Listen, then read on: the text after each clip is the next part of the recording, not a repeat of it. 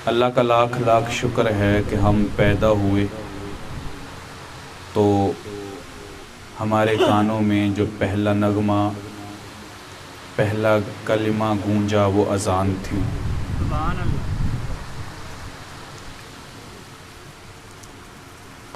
जबकि हमें सुनने का शऊर नहीं था, इसके बावजूद इस्लाम की बरकत से, ईमान की बरकत से, घराने की बरकत से, माहौल की बरकत से, माशरे की बरकत से, मज़हब की बरकत से हमारे कानों में गूंजने वाले तराने को अज़ान कहते हैं कि सबसे पहले जो हमारे कान में गूंजा वो था अल्लाहु अकबर, अल्लाहु अकबर। ये पहला करम हुआ। दूसरा करम ये हुआ कि जब शऊर आया तो सबसे पहले नाम सुना कि हम पैदा हुए हैं पाकिस्तान में, जो कि एक अजीम रियासत, अजीम नाम है, अजीम मिशन, अजीम काम है। अल्लाह ताला चौधरी रहमत अली को जज़ाए खैर दे, उनकी बख्शिश फरमाए, मग़फ़रत फरमाए, जिन्होंने खूबसूरत नाम रखा। फ़ारसी में नाम रखा पाकिस्तान। पाकिस्तान का मतलब है पाक लोगों के रहने की जगह। मैं अक्सर कहा करता हूँ, अगर पाकिस्तान का अरबी में तर्जमा करें तो बनता है मदीना तय्यबा, और मदीना तय्यबा का फ़ारसी में तर्जमा करें तो बनता है पाकिस्तान। और ये अल्लाह का कितना बड़ा इनाम था, कितना बड़ा करम था, फजल था। और फिर तीसरा करम ये हुआ कि जब हमने अपने आप को संभाला, हमें शऊर आया, अकल आई, तो हमने आज़ादी का माहौल देखा, जिसमें हमें हर मस्जिद, मदरसा, यहाँ आज़ादी नज़र आई। हर महल्ले के अंदर मस्जिद थी, मदरसा था। ये भी माहौल हमें मिला। हर मुल्क में ये माहौल मौजूद नहीं है। कुछ लोग मस्जिदों को तरसते हैं, कुछ लोग मदरसों को तरसते हैं, कुछ लोग आलूम दीनिया को तरसते हैं। कहीं मौजूद नहीं हैं, कहीं मौजूद हैं तो पढ़ने के पाबंद नहीं। बहुत सारे मसाइल पैदा होते हैं, और ये भी करम हमारे साथ हुआ। फिर ज़रा और बड़े हुए तो तरगीब देने वाले, तरबियत करने वाले, दाएं बाएं आगे पीछे सारे मुसलमान थे। ये कोई मसला नहीं था कि मैं या आप या हम में से कोई भी किसी ऐसे शहर, ऐसे इलाके में पैदा हुए कि हमारा एक ही घर मुसलमानों का था, दाएं बाएं कोई और मुसलमान नहीं था। अब अल्लाह का इतना बड़ा फजल ये सिर्फ हमारे ऊपर हुआ है, दुनिया के हर कोने में ये नहीं होता। सवाल ये है कि सबसे पहला जो नगमा, जो कलमा हमारे कानों में गूंजा है वो अज़ान है। अज़ान ऐसा कलमा है, जब सूरज निकलने की कोशिश करता है, सुबह सादक का आगाज़ होता है, फिजी से होता है, वहाँ अज़ानें शुरू हो जाती हैं। ये सूरज चलता जाता है, लोग उठते जाते हैं, अज़ानें होती जाती हैं। ये एक तरफ से गुरूब होता है, दूसरी तरफ से निकल आता है। बिलगर्ज़ दुनिया के अंदर कोई भी ऐसा एक सेकंड मौजूद नहीं है जबकि अज़ान ना हो रही हो। ऐसा एक सेकंड भी नहीं है कि अज़ान ना हो रही हो। कहीं ना कहीं अल्लाह अकबर की सदाएं गूंज रही हैं। अज़ान होती है, मस्जिद खुलती है, मदरसा खुलता है, बच्चे बैठते हैं, अल्लाह का कुरान पढ़ते हैं, कहीं ना कहीं तिलावत हो रही है। कोई ऐसा लम्हा नहीं है कायनात के अंदर कि जब अल्लाह के कुरान की तिलावत ना हो रही हो। अब ये कितना खूबसूरत माहौल मिला।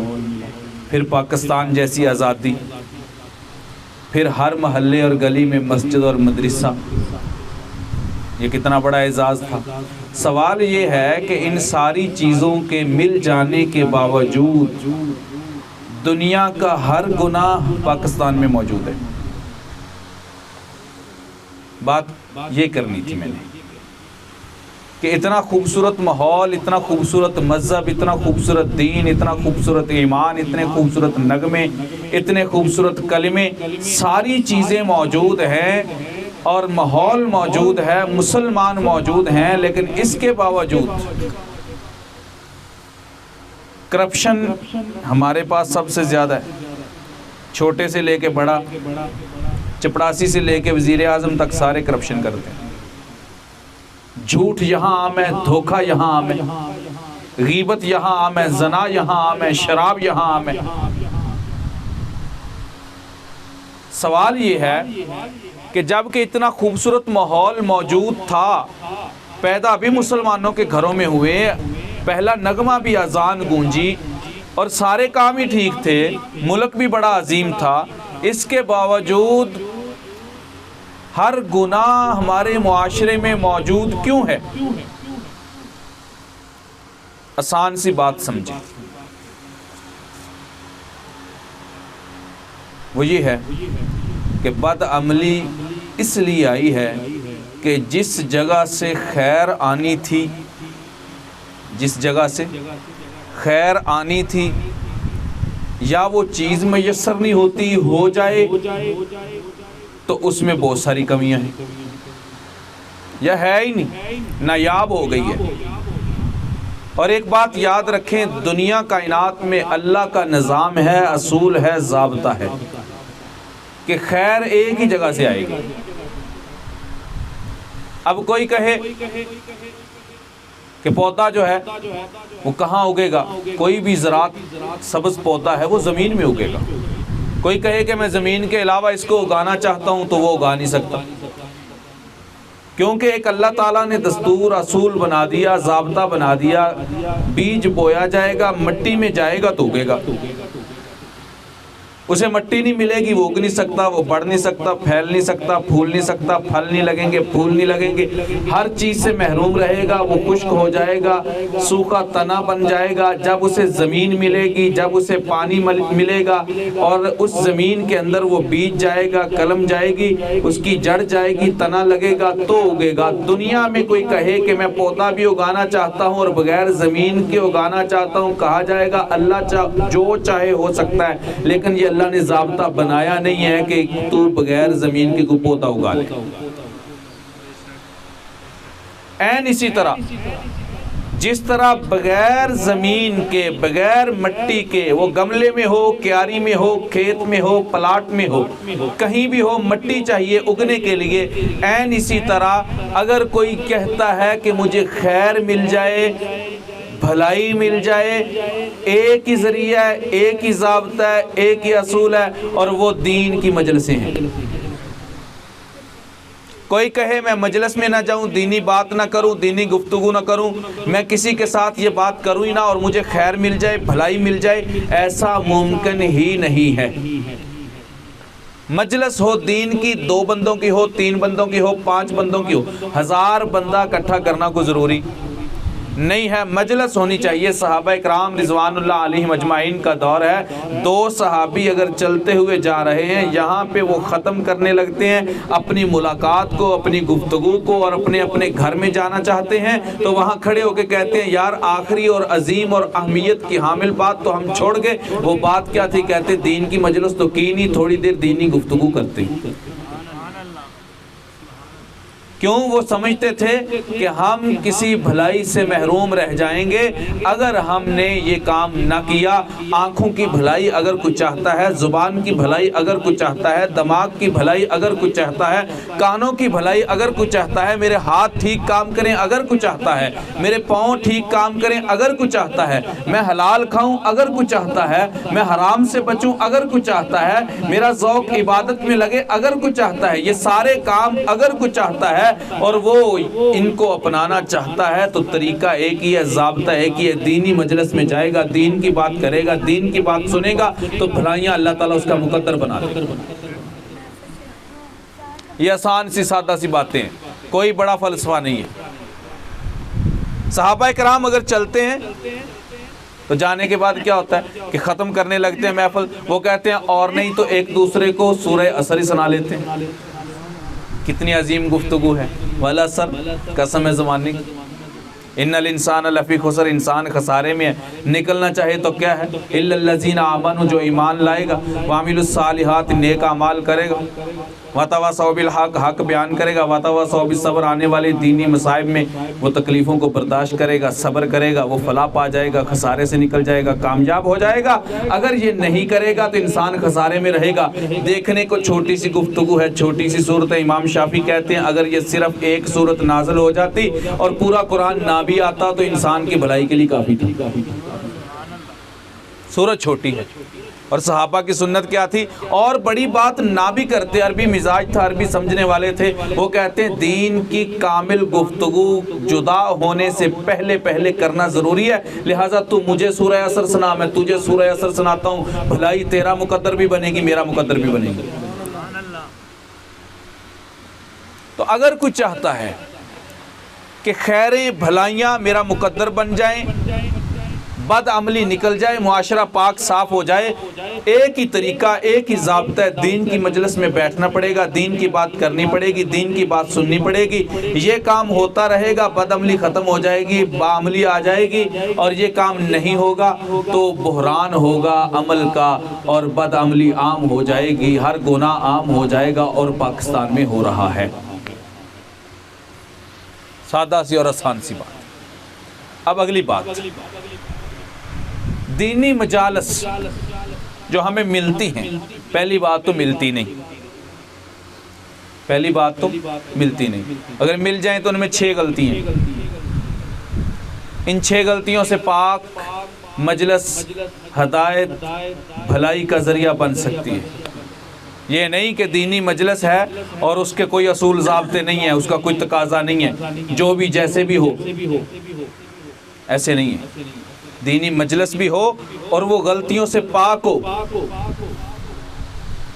हज़रत उमर रज़ी अल्लाह ताला अन्हु कितने बड़े सहाबी हैं। अल्लाह के नबी सल्लल्लाहु अलैहि वसल्लम ने इरशाद फरमाया, अल्लाह ने हर नबी को एक मुहद्दिस दिया, मेरी उम्मत का मुहद्दिस उमर है।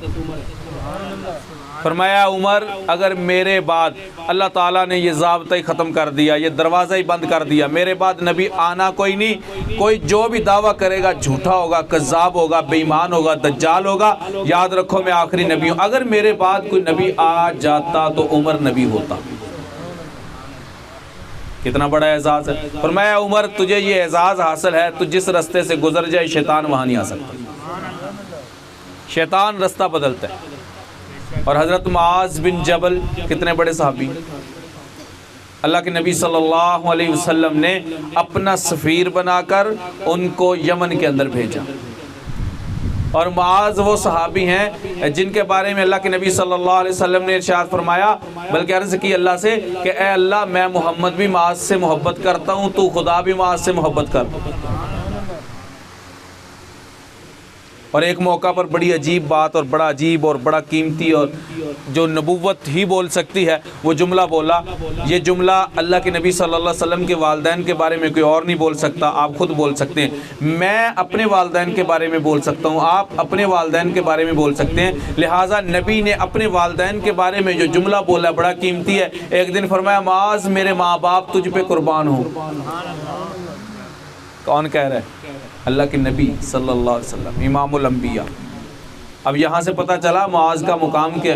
एक जगह पे हज़रत उमर जो इतने बड़े सहाबी हैं, इतने जलीलुल कद्र सहाबी हैं, खलीफा राशिद हैं और अस्साबिकून अल-अव्वलून में हैं, मुहाजिर सहाबी हैं, बदरी सहाबी हैं, अशरा मुबश्शरा में सहाबी हैं, और फिर वो बैत रिज़वान वाले सहाबी हैं। सारी निस्बतें उनको हासिल हैं। इसके बावजूद वो एक दिन कहते हैं, अगर मुआज़ ना होता तो उमर हलाक हो जाता।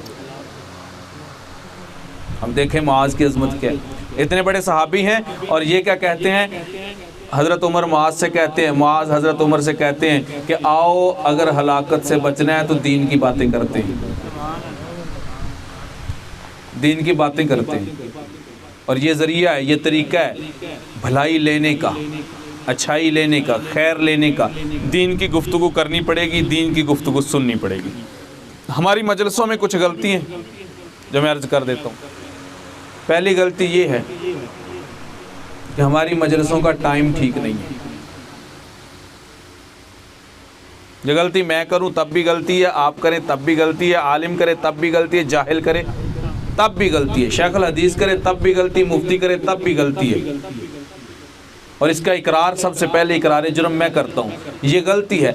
हजूर अक़दस सल्लल्लाहु अलैहि वसल्लम ने इशा के बाद कभी भी बयान नहीं फरमाया। उठा लो किताबें, इशा के बाद आपने कभी बयान नहीं फरमाया। कोई मजलिस, कोई महफिल इशा के बाद नहीं हुई। सबसे पहली गलती ये होती है। और अगर ये हो जाए तो उसको मुख्तसर करें, जल्दी से जल्दी ख़त्म करें, ताकि जिसने सोना है सो जाए, जागना है जागे, फजर की नमाज़ तो पढ़ सकें। हमारे होता क्या है, मजलिस 1 घंटे की हो, 2 घंटे की हो, घरों में भी इतनी देर जागते रहते हैं, कोई नहीं सोता इतनी जल्दी, लेकिन जहन में एक वहम बिठा लेते हैं कि रात हमने महफिल सुनी, सुबह नमाज के लिए उठते नहीं, खुद भी नहीं उठते, बच्चों को भी नहीं उठाते, और सोया रहने दो, सारी रात तो महफिल में। कब सारी रात रहा? हमारी महफिलें तो सारी रात की कभी भी नहीं हुई। आप भी यहाँ हैं, मैं भी यहाँ हूँ, कितनी महफिलें हो चुकी हैं, कब से हो रही हैं, कभी सारी रात की महफिल नहीं हुई। एक गलती ये होती है कि महफिल इशा के बाद शुरू होती है, फजर तक चलती है, आधी रात तक चलती है, पौनी रात तक चलती है, और फिर जब छुट्टी होती है जाके सारे सो जाते हैं, ना नफल याद रहते हैं, ना फजर की नमाज याद रहती है। लो, ये है अमल जो लेके गए हैं। अब ये महफिल भलाई से खाली है, ये महफिल भलाई से खाली है, इसमें भलाई नहीं आ सकती। भाई सारी रात जागना क्या फ़ायदा कि फजर ही ना पड़ी। हज़रत उमर का दौर है, एक सहाबी नमाज़ पढ़ते हैं और मस्जिद नबवी में आके नमाज़ पढ़ते हैं। हज़रत उमर रज़ी अल्लाह तआला अन्हु ने देखा कि एक दिन वो नमाज के लिए आए नहीं। हज़रत उमर ने पूछा कि एक सहाबी नमाज के लिए नहीं, उस वक़्त कोई नमाज के लिए ना आता तो ये बहुत बड़ा एक जो बदअमली समझी जाती, बहुत बड़ा गुनाह समझा जाता था। आज तो कोई 2 नमाज़ें पढ़ ले, तीसरी में ना आए, चौथी में ना आए, 5वीं में भी ना आए, कोई बात नहीं, नमाजी समझा जाता है। कहते ये पक्का नमाजी बाजमात पढ़ता है, बेशक सुबह की एक ही पढ़े। लेकिन उस वक़्त ये माहौल नहीं था, 5 नमाज़ें बाजमात पढ़ी जाती थी। और मैं अक्सर कहा करता हूँ, उस वक़्त जो बंदा बाजमात नमाज नहीं पढ़ता था उसके बारे में कुछ ख्यालात होते थे। पहला ख्याल ये होता था कि अगर ये मस्जिद नबवी के अंदर नमाज़ पढ़ने के लिए नहीं आया तो ये शहर में मौजूद नहीं है, ये सफ़र पे कहीं चला गया है। अगर शहर में मौजूद है तो ये इतना बीमार है, 2 आदमियों के कंधे पे हाथ रख के मस्जिद में नहीं आ सकता। अगर ये तंदुरुस्त भी है तो फिर ये दुनिया से चला गया, मर गया, फौत हो गया। अगर ये जिंदा भी है तो फिर ये मुर्तद हो चुका है, मुसलमान नहीं रहा। ये उसके लिए ख्याल किया जाता था जो बाजमात नमाज पढ़ने नहीं आता था, घर में पढ़ लेता था, घर में पढ़ लेता था। और जो घर में भी ना पढ़े उसके बारे में आज के दौर में कोई ख्याल करके तो देखो, सबसे पहले फतवा तुम पे लगेगा। ज़रा कह के तो देखो तू नमाज नहीं पढ़ता, आगे से नई बात सुनाता है। बड़े नमाजी देखे हैं जो अच्छे काम करते हैं, हमने देखे। आगे से नमाजियों के 300 नक्स निकाल के बताएगा कि नमाजी ये करते हैं, नमाजी ये करते हैं, नमाजी ये करते हैं। बंदा खामोश हो जाता है, बंदा कहता है अब ये कहीं नमाज का इनकार ना कर दे, सिरे से काफिर हो जाएगा। और उस वक़्त ये माहौल नहीं था, कोई बाजमात नमाज पढ़ने नहीं आया तो एक तजस्सुस होता था, ताज्जुब होता था, लोग परेशान होते थे। हज़रत उमर अमीरुल मोमिनीन है, क्या फरमाया कि फ़लाँ अल्लाह के नबी का सहाबी है और वो नमाज़ पढ़ने के लिए नहीं आया, उसके घर जाके पता करते हैं वो तंदुरुस्त तो है, ईशा की नमाज में था, फजर में नहीं आया। हज़रत उमर के साथ लोग चले, उसके घर के दरवाजे की दस्तक दी, उसकी बूढ़ी माँ बाहर आई, पूछा आपका बेटा नमाज़ पढ़ने के लिए मस्जिद में नहीं आया?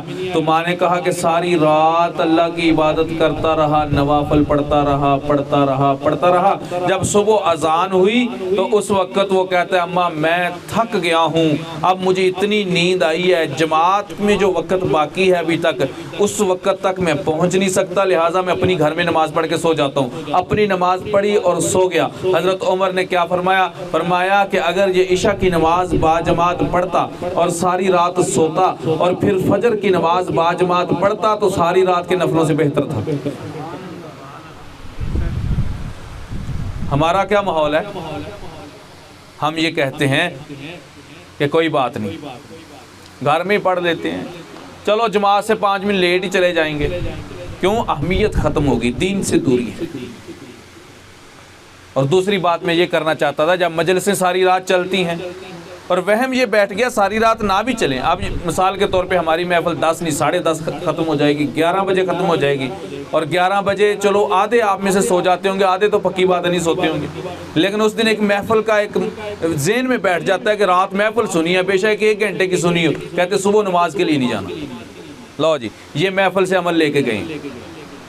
तो पहली गलती होती है वो ये होती है कि सारी रात की महफिलें। दूसरी गलती क्या होती है? पहला वक़्त ठीक नहीं है, दूसरा उसकी जगह ठीक नहीं होती। हमारी तो अल्हम्दुलिल्लाह ठीक होती है, लेकिन मैं उनकी बात कर रहा हूँ जिनकी नहीं ठीक होती। कहाँ महफिल होती है? रोड ब्लॉक की और महफिल हो रही है। रोड ब्लॉक करके धरना तो हो सकता है, एहतजाज तो हो सकता है, महफिल भी कभी रोड ब्लॉक करके हुई? और एक बात और समझें, अगर रोड ब्लॉक करके गली के अंदर किसी रोड के ऊपर महफिल नहीं हो सकती, जो दीनी काम है, मजहबी काम है, मुसलमानों का मुल्क है, इस्लामी मुल्क है, वहाँ पर ये नहीं हो सकता तो हम ट्राली ईंटों की उतार देते हैं, कोई बात नहीं, 2 दिन पड़ी रहेगी, ट्रैफिक इधर से चली जाएगी। रेत की ट्राली, बजरी की ट्राली रोड के ऊपर पड़ी होती है, 3-3, 4-4 दिन लोग तंग हो जाते हैं, वो भी ज़ाया हो रही होती है। लोग कोई ऊपर से गुजर रहा है, कोई उसके ऊपर से गुजर रहा है, किसी को कोई ख्याल नहीं आता। ग़ज़वा तबूक मदीना से 900 किलोमीटर के फासले पर, 900 किलोमीटर समझते हैं आप? यूँ समझ लें जैसे यहाँ से कराची जाना हो, पैदल सफ़र, ऊँटों पे घोड़ों पे पैदल ही थे, काफ़िलों के काफ़िले चलते। कितने दिनों में ये सफ़र तय होता होगा। तबूक के पास पहुँचे और सहाबा का लश्कर है, अजीम लश्कर है, नबूवत खुद सिपाही सलार है, गर्मी शिद्दत की है, भूख और प्यास का आलिम है। रास्ते के अंदर एक घने छाँव वाले दरख्त आते हैं, सहाबा कराम थक कर, हार कर, प्यास भी है, भूख भी है, धूप भी है, इन सारी चीज़ों से बचने के लिए उन दरख्तों के नीचे लेट जाते हैं। रास्ते में दरख्त हैं। अल्लाह के नबी सल्लल्लाहु अलैहि वसल्लम ने वहाँ पहुँच के इरशाद फरमाया, मेरे सहाबा, अगर तुम रास्ता ब्लॉक करोगे, रास्ता बंद करोगे, जो बंदा रास्तों के ऊपर सोता है, रास्ते बंद करता है, उसका तबूक का सफर भी कबूल नहीं होता। 900 किलोमीटर सफर करके जाने वाले सहाबा, फरमाया इसका यह सफ़र भी कबूल नहीं होगा। सहाबा इकराम जल्दी उठे, अल्लाह से तौबा की, रास्ते को खाली किया। बात करने का मतलब ये है कि सहाबा हों, जहाद के लिए जाएं, सफ़र लंबा हो, गर्मी की शिद्दत हो, भूख और प्यास भी हो, और सिपाही सलार खुद नबुव्वत हो, अगर रास्ते पे लेट जाएं तो गुनाह है। आज मैं और आप खुद ना लेटें बल्कि ईंटों की ट्राली उतार दें तो गुनाह क्यों नहीं है? आज मैं छोटे से फंक्शन के लिए रास्ता ब्लॉक कर लूं तो रोड ब्लॉक करके महफिलें नहीं हुआ करती। मुझे कई बार साथियों ने मशवरा दिया कि हम महफिल करवाएं मस्जिद के चौक में। मैंने कहा रोड नहीं ब्लॉक करना, गुजरने दे भाई जो जिसने जाना है। आज तो हमारे वज़ीर ने गुजरना हो तो रेडी वाला रेडी नहीं लगा सकता, मजदूरी वाला मजदूरी नहीं कर सकता। वज़ीर ने गुजरना है जहाँ से, कल आना। इसके घर में खाने एक वक्त का खाना है या नहीं वो अलहदा बात है। तेरा मरीज एम्बुलेंस पे हॉस्पिटल पहुंच सकता है कि नहीं वो अलहदा बात है। वजीर ने आना है, तू नहीं यहां से गुजर सकता। जो कानून मुल्क रियासत के रखवाले थे वही जालिम बने, वही प्रोटोकॉल के भूखे बने, तो हमारे रोड ब्लॉक हो रहे हैं। अगर इन दुनिया के कामों के लिए रोड ब्लॉक करना, अगर दीन के काम के लिए रोड ब्लॉक करना गुनाह है तो दुनिया के कामों के लिए क्यों नहीं है भाई? तो बात करने का मतलब ये था, पहली बात कि वक़्त ठीक नहीं होता, दूसरी बात जगह ठीक नहीं होती, और तीसरा काम, आज हमारी महफिलें मजालस डेकोरेशन की नज़र हो गई है। माने इस बात को, डेकोरेशन। हम सादा महफिल कराते हैं, हमारे अक्सर नमाजी कभी कभी कह लेते हैं वो पीछे को फूल बोटा तो लगाया नहीं, कोई लंबा चौड़ा कोई होना चाहिए। जितनी भी डेकोरेशन कर रहे हैं, अगर बात दीन की ना हुई तो क्या करेगी वो? फिर लोग क्या करते हैं, डेकोरेशन ही देखते हैं, वही माहौल देखते हैं, किसके सामने कौन खूबसूरत लग रहा है, कितने फूल हैं, कितने जो है फल लगे हुए हैं, इनको क्या क्या लगा हुआ है स्टेज के ऊपर। वो सजाने वाले भी हज़ारों रुपये लेते हैं, जेब में डालते हैं, चले जाते हैं। ये दीनी मजलिस हो रही है। दीन की मजलिस के अंदर तकल्लुफ़ नहीं है, हमने तकल्लुफ़ शुरू कर दिया। ये तीसरी बड़ी गलती हुई है। लो जी, मैं बात उसकी कर रहा हूँ जिससे हदायत मिलनी थी, यहाँ से भलाई और खैर मिलनी थी, वहाँ गलतियाँ क्या हो रही हैं? मजलिस किसकी है? दीन की। मिलना वहाँ से क्या है? खैर मिलनी है, भलाई मिलनी है, और उसके वो किन चीज़ों की नज़र हो रही है? ज़ेब ज़ीनत की नज़र, भलाई। उसके लिए अल्लाह ताला ने अगर मजलिसों का इंतखाब किया है तो उनके असूल और ज़ाब्ते भी रखे हैं भाई। क्यों जी?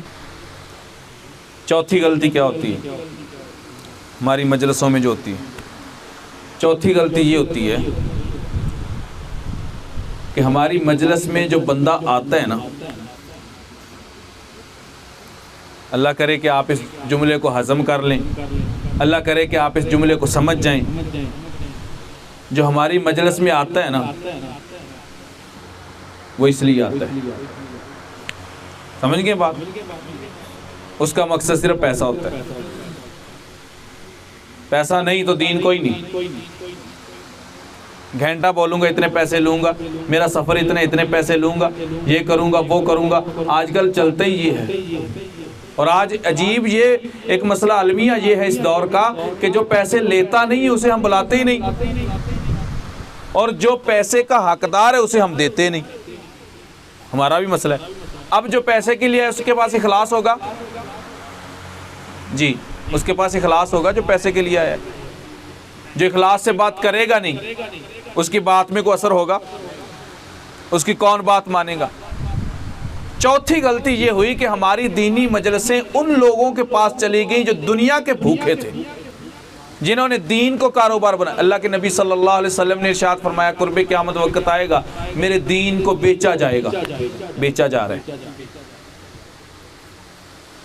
अगर आप ऊपर से ना भी माने, दिल में सबके बात आ रही है कि ये बेचा जा रहा है। सुर अच्छी हो, जोश अच्छा हो, अंदाज अच्छा हो, स्टाइल अच्छा हो, ये चौथी बड़ी गलती होती है। और पांचवी बड़ी गलती, मुआशरे में गुनाह कुछ और है और उसे मौजू कुछ और दे दिया जाता है। बोर हो गए आप हैं? बातें जरा मुझ पे आ गई है ना। मुआशरे में गुनाह और बिगाड़ और है, और जो खतीब साहब आए उनको मौजू कुछ और दे दिया। वो यहाँ पे ज़रूरत सीरत की थी, वहाँ वो सूरत सुना के जा रहा है। यहाँ पे ज़रूरत थी मुआशरे में एक फितना ख़त्म करने की, वहाँ वो फितना डाल के जा रहा है। और जो खतीब अच्छा कट्टा खोल के जाए वो बड़ा लोगों को पसंद आता है। ये पांचवी बड़ी गलती, मैंने 6 कही थी, आखिरी और बहुत बड़ी गलती मैंने अपने ऊपर सबसे पहले बात की है ना। 2-3 गलतियां मौलवियों पे चली हैं। इखलास नहीं है, पैसा लेते हैं, यही है ना, और मौजू कुछ और है, ज़रूरत किसी और चीज़ की है। छठी गलती, और वो आप लोगों पे है, सुनने वालों पे, वो क्या है? हदायत और खैर लेने की नीयत से आते ही नहीं है। हाँ, नहीं आते। मैं सब की बात नहीं कर रहा। आप ये ना कह देना हम सब को रगड़ गया। ये अल्लाह करे कि हम सब खैर के लिए बैठे हैं, अल्लाह करे कि हम सब बरकत के लिए बैठे हैं। मेरा ये मकसद नहीं है कि मैं आप सबको कह रहा हूँ। मतलब ये है कि आज की ओवरऑल मजालस में जो हो रहा है वो ये है कि खैर लेने की नीयत से नहीं आते। फलां मजलिस अटेंड करनी है और फिर क्या करना है, उसके अंदर कौन अच्छा बोलता है टेस्ट करते हैं, इम्तिहान लेते हैं मौलवियों का। और फलाना जिहड़ा सी ना राह ही थक गया, उन्हें तो मजमा ही बोर कर छड़े। और जरा वाह वाह बोलिया, बन्ने ठप छड़े, उन्हें क्या की ये नहीं पता। उसने कहा क्या है, उसका मकसद क्या था, उसकी बात का खुलासा क्या था, नहीं पता। बस इतना पता है कि जोश अच्छा था, बस इतना पता है सुर अच्छी थी, बस इतना पता है अंदाज अच्छा था, बस इतना पता है मजमा हिला दिया, मजमा उठा दिया, लोग बोले हैं, लोग खुश हो गए। भाई यही है, अल्लाह हुआ है या नहीं ये कोई पता नहीं। ये छठी और बड़ी गलती है। हालांकि अल्लाह के नबी सल्लल्लाहु अलैहि वसल्लम ने इरशाद फरमाया, बुखारी मुस्लिम दोनों की मुतफ़क्कुन अलैह रवायत है, फरमाया कि जो मजलिस में आते हैं दीन की निस्बत से, दीन की वजह से, सवाब की नीयत से, हदायत के लिए, भलाई और खैर के लिए जो आके मजलिस में बैठ जाते हैं, अल्लाह के नूरानी और मुक़द्दस फरिश्ते उनके साथ पर लगा के बैठते हैं। और फरमाया वो फरिश्ते अल्लाह के पास जाके गवाही देते हैं और उनकी गवाही पर अल्लाह उन पे जहन्नम हराम कर देता है, जन्नत वाजिब कर देता है। अब इस नीयत से, इस यकीन के साथ आओ तो सही। ये यकीन पैदा ही नहीं होता, इसमें भी शक रहती है, पता नहीं ये ना हो, पता नहीं वो ना हो, और जो करने वाले के बारे में ख्यालात आ जाए तो सारी मजलिस ही गई। तो ये वो चीज़ें हैं जिनका ख़ास ख्याल रखा जाए। कुछ का तो हमने रखना है, हमें भी आप तरगीब दें, इंशाल्लाह हम भी कोशिश करेंगे, और कुछ का आपने करना है। क्यों जी, आप भी करेंगे ना, मिलजुल के करते हैं। इखलास बहुत ज़रूरी है, ये दोनों के लिए बहुत ज़रूरी है, सुनाने वाले के लिए भी ज़रूरी है। हमारे मेहमान पहुंच गए, हम सुनाने वाले के लिए भी इखलास ज़रूरी है और सुनने वाले के लिए भी बहुत ज़रूरी है। आज अल्लाह का कुरान भी पढ़ा जाए तो वो इसलिए पढ़ा जाता है कि पैसे कितने आते हैं। नहीं हो रहा ऐसा। भाई दाऊद मेरे साथ थे, यहाँ एक प्रोग्राम, आज साल पहले की बात होगी शायद, वो मदीना इलेक्ट्रॉनिक्स वालों की वालदा फौत हो गई थी, तो वहाँ मैं बयान के लिए गया। तो पहले तो उनके पास कोई मौलवी नहीं था जो ख़त्म पढ़ दे। तो जब बयान शुरू हो गया तो एक मौलवी मेरे इधर आके लग गया, एक आके इधर लग गया, एक फिर उसके साथ लग गया, एक फिर, जो तरीक़ाकार होता है। वो मौलाना अमीर अज़ीमत रहमतुल्लाह अलैह फरमाया करते थे, ये कुरान पढ़ने नहीं आए, ये कार्रवाई डालने आए। तो वो जैसे कार्रवाई डालनी होती है, वो बाद में पैसे तकसीम होते हैं ना, उसको 18 चक में जब हम जाते हैं वहाँ भी तकसीम होते हैं। अल्लाह का शुक्र है मुझे कभी हिस्सा नहीं मिला, बाबा सलाम बैठा हुआ, हमने कोशिश ही नहीं की। बहरहाल ये इनका अच्छा है कि ये उनको पहले ही कह देते हैं कि कारी साहब ने नहीं लेने। ये अल्लाह का शुक्र है, चलो हमारे ज़िम्मे ये ज़िल्लत तो ना आई। तो वहाँ एक जहाँ के लग गया, एक जहाँ के, भाई अल्लाह का कुरान पढ़ना है, इखलास से पढ़ें। अब ये क्या बात हुई, तो मैंने, आपको पता ही है, फिर शरारत तो मुझे सूझ जाती है। हाँ जी, शरारत तो मैं भी कर लेता हूँ। फिर मैंने क्या किया, मैंने मौजू बदल दिया। मैंने कहा आप लोग हैं ना, मैंने अवाम से कहा, मैंने कहा आप लोग हैं ना, भाई दो गवाह हैं, मैंने कहा जो आप लोग हैं ना, आपने हमारा इखलास ख़त्म किया। मैंने कहा वो अल्लाह का कुरान पढ़ने आए हैं सवाब की नीयत से कि इसकी बख्शिश हो जाए, इसाले सवाब हो, और आप पैसे फेंकना शुरू कर देते हैं। अगली मजलिस में इखलास से पढ़ेंगे, वो तो पैसों के लिए पढ़ेंगे, आप क्यों पैसे फेंकते हो? आप ये पैसे देना छोड़ दो, मौलवी इखलास से पढ़ेंगे।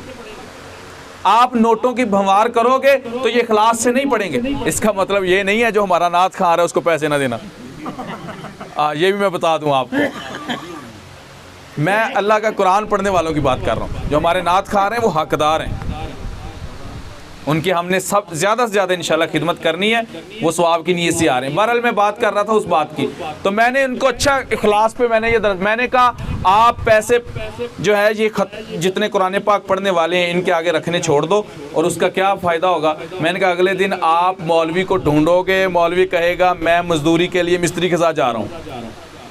अच्छा वही बात हुई, उन्होंने बड़ी देर तक बड़ा लंबे रुकू और बड़ा कुरान पाक पढ़ा, यकीन जाने किसी ने 10 रुपया भी नहीं दिए। तो उनमें से एक हमारा अपना ही बच्चा था, वो बाहर आ गया था, बड़ी तुसी तकरीर की थी। बहरहाल बात करने का मकसद ये था, हाफिज़ साहब माशाल्लाह तशरीफ़ ला चुके हैं जो अपना कलाम जो है पेश करेंगे, तो मैं इसके साथ ही इजाज़त चाहता हूँ। कुछ बातें थीं जो हाफिज़ साहब से के आने से पहले मैंने आपसे अर्ज़ करनी थी और वो हो चुकी हैं। अल्लाह ताला हम सबको अमल की तौफ़ीक़ अता फ़रमाए। व आख़िर दावाना अनिल हम्दुलिल्लाहि रब्बिल आलमीन।